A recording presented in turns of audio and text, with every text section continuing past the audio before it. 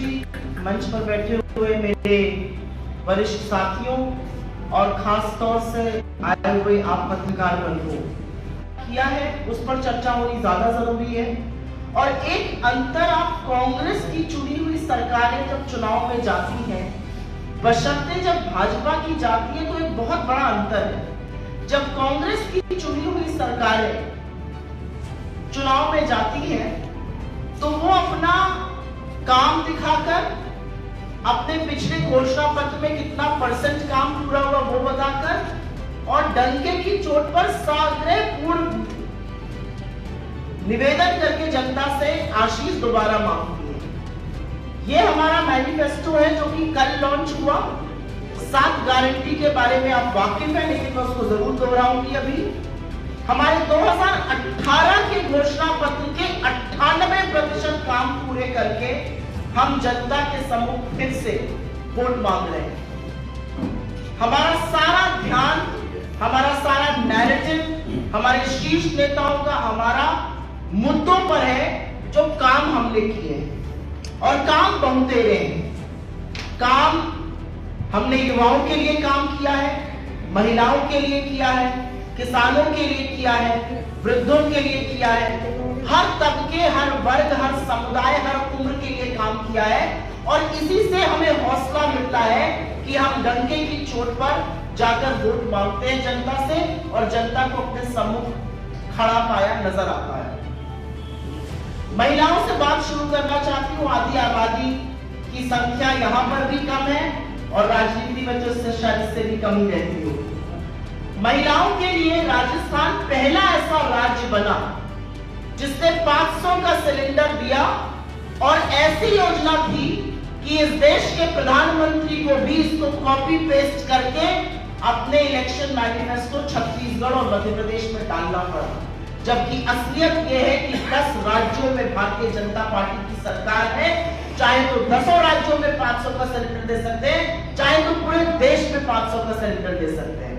असल बात यह है कि महंगाई से राहत के लिए जो काम राजस्थान की कांग्रेस की सरकार ने अशोक गहलोत जी के नेतृत्व में उठाए, चाहे उसमें अन्नपूर्णा योजना हो जिसमें दाल, नमक, चीनी, तेल जैसी चीजें कम दामों पर दी जाती हैं, ये एक बहुत बड़ी पहल थी। और इसकी चर्चा मैंने करीब 1 महीने का वक्त चुनाव के दौरान मध्य प्रदेश में गुजारा, वहां पर इसकी चर्चा थी।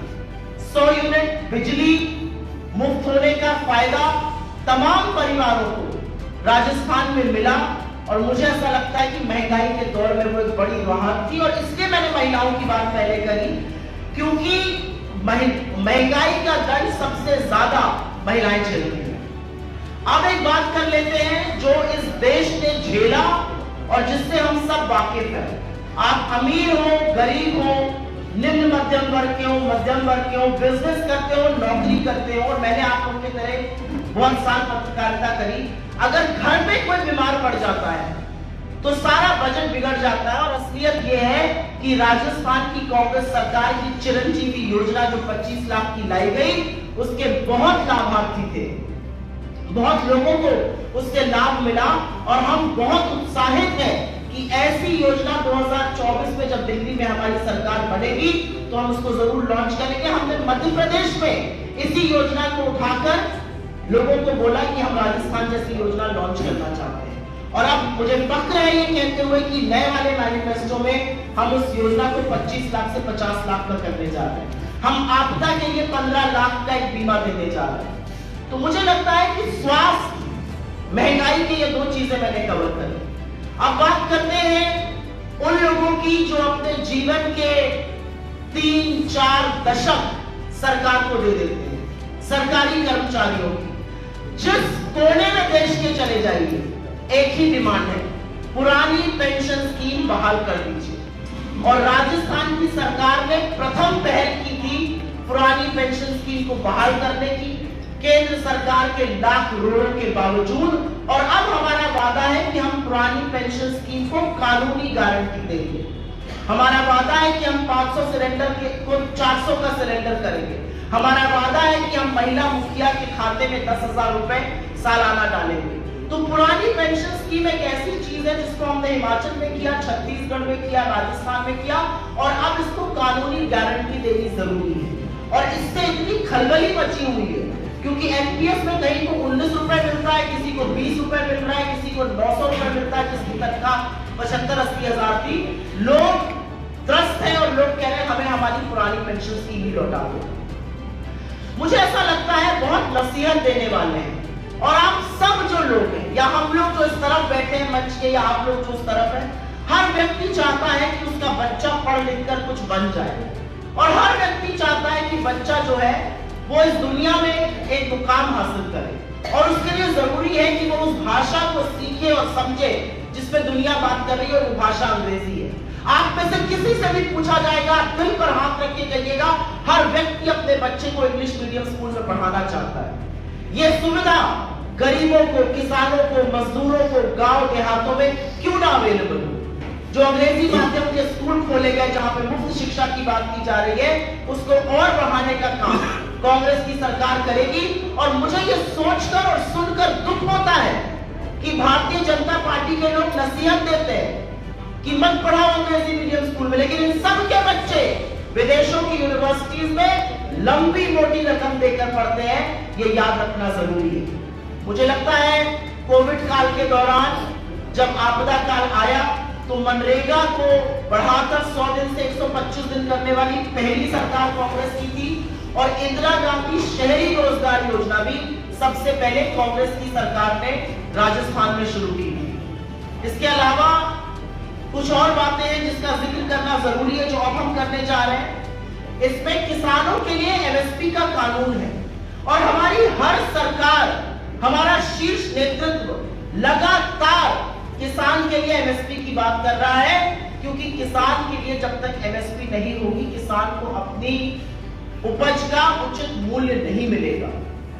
मैं शॉक हूं, और मुझे हंसी भी आती है, दुख भी होता है कि इस देश के प्रधानमंत्री छत्तीसगढ़ और मध्य प्रदेश में बात करते हैं अपने 2700 में गेहूं खरीदूंगा।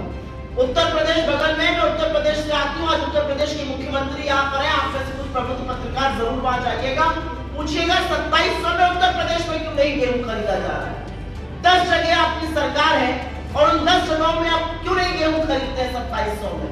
तो जिस एमएसपी की डिमांड करते, जिस एमएसपी की मांग करते, 750 किसान शहीद हो गए।